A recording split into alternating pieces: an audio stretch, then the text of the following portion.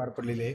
वंचित देखील यावेळी उपस्थित होते. नेमकं काय चर्चा झाली, कुठपर्यंत चर्चा आली? संभाजीनगर जिल्हा परिषदेवर जी 63 जिल्हा परिषद आहे, 126 पंचायत समिती आहे, त्याच्यावर काँग्रेस, वंचित बहुजन आघाडी आणि आमची शिवसेनेची चर्चा चालू आहे.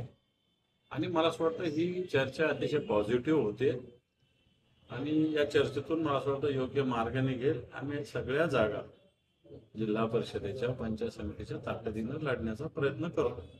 साधारणपणे फॉर्म्युला कसा ठरतोय? फॉर्म्युला नाही, ताकदीवर आहे फॉर्म्युला. असा काही जागा संख्येवर नाही, तिथला कार्यकर्ता, तिथली शक्ती, संघटनात्मक, राजकीय सगळे तपासून. आणि मला असं वाटतं आमचं जवळपास 9 पैकी 6-7 तालुक्यावर आमचं एकमत झालेलं आहे. यात राष्ट्रवादी शरद पवार गट देखील दिसला आहे ते पण आहे, त्यांच्याशी आमची ऑलरेडी बोलणी झालेली आहे. राष्ट्रवादी शरद पवार साहेबांचा जो पक्ष आहे त्याच्याशी पण आमची बोलणी झालेली आहे. साधारणतः यात जे आहे निवडणुकीच्या अनुषंगाने किती पक्ष तुम्ही एकत्रित लढण्याची म्हणजे तयारी सुरू आहे तुमची? ते भारतीय जनता पार्टी, शिंदे गट यांना एकत्रितरित्या आपण सामोरं गेलं पाहिजे असं मत सगळ्यांचं आहे.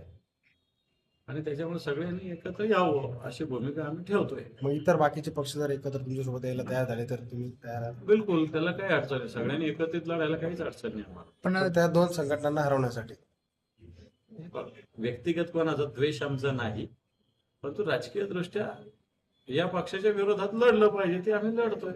पण जर जिल्हा परिषद दोन्ही राष्ट्रवादी एकत्र आले तर काय? मला असं वाटतं तसं काही संभाजीनगरात तरी होणार नाही. पवार साहेबांचा राष्ट्रवादी स्वतंत्र आहे, अजितदादांचा स्वतंत्र आहे, त्याच्यामुळे असं काही इथं काही होणार नाही. आघाडीची बैठक आज फायनल होईल. आता आम्ही 6 तासांनी बसलेलो आहे आणि मला असं वाटतं आज रात्रीपर्यंत आम्ही ते फायनल करू. कारण आता फॉर्म भरायचा उद्याचा आणि परवाचा शेवटचा दिवस, उद्याचाच दिवस समजून घ्या.